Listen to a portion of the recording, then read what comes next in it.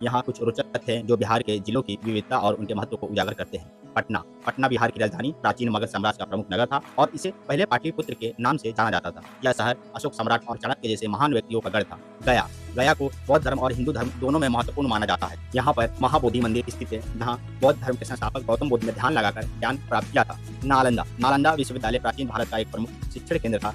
वह विश्वविद्यालय 5वीं शताब्दी में स्थापित हुआ था और यहाँ के प्रमुख विद्वानों ने शिक्षा प्राप्त की थी। बक्सर बक्सर की ऐतिहासिक महत्ता का एक कारण यह भी है कि यही 1764 में बक्सर की लड़ाई लड़ी गई थी, जिसमें भारत के इतिहास की दिशा बदली थी। यह लड़ाई ब्रिटिश ईस्ट इंडिया कंपनी और मराठों, अवध और मुगल साम्राज्य के बीच लड़ी गई थी। बिहार के आप किस जिले से हैं यह कमेंट करके हमें जरूर बताएं। भागलपुर को सिल्क सिटी के नाम से जाना जाता है, क्योंकि यहीं की सिल्क रेशमी कपड़ा का उत्पादन प्राचीन काल से ही महत्वपूर्ण रहा है। सहरसा जिले की जलवायु और भौगोलिक स्थिति इसे कृषि के लिए उपयुक्त बनाती है और यह इलाके का प्रमुख चावल उत्पादन क्षेत्र है। इन जिलों के विविध पहलुओं और ऐतिहासिक महत्व के कारण बिहार की सांस्कृतिक धरोहर और सामाजिक संरचना